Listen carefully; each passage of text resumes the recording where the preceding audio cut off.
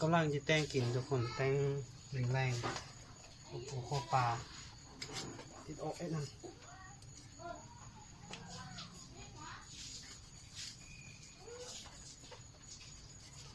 แต่งอยังก็กินทุกคนเอ้ยยำไปคำจำแรง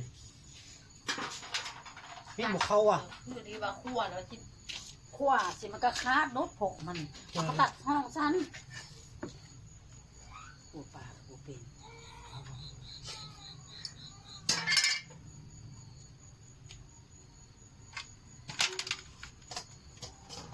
โอ๊ะกินทุกคนโอ๊ะตัวปลา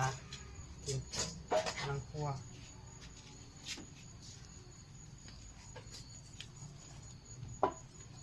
ตัดให้แห้งแม่ให้มันคาดแม่มันยังไม่ได้ดึงนะ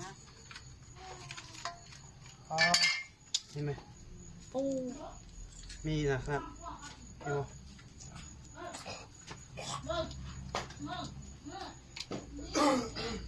เห็ดปุ่นใส่นั่นทุกคน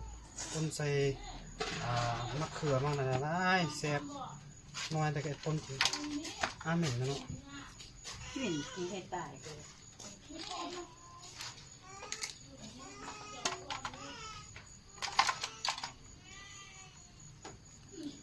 ตักเครื่องได้ป่ะแม่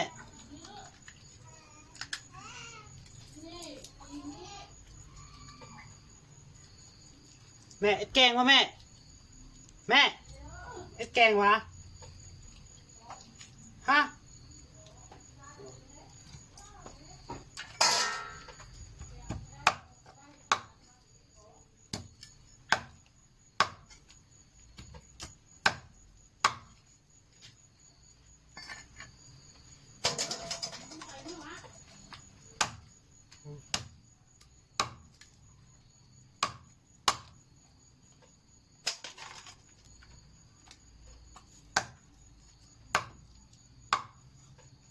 แต่งยังพอกินกับเป็นหอม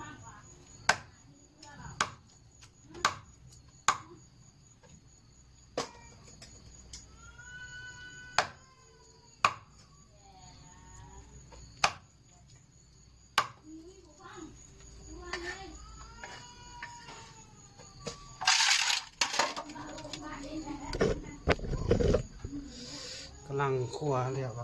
ทุกคน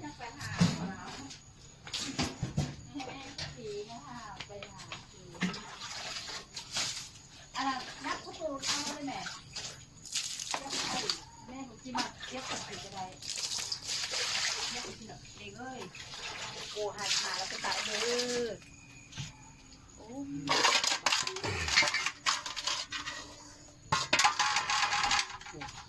เนี่ยมันไปเลยโบเลยนี่มันไปทำมันเปื้อนน้ำเอ๊ะเอ๊ะน้ำตาลน้ำปูอ่ะโอ้สิ